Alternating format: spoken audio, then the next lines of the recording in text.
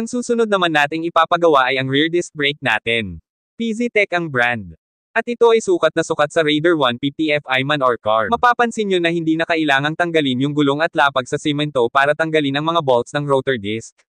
Allen wrench at T-wrench na may hole sapat na. Kinakalsuhan niya lang yung wrench ng tubo, tapos papaikutin niya yung gulong paaban, para lumuwag yung bolts ng rotor disc. Grabe, sobrang veterano.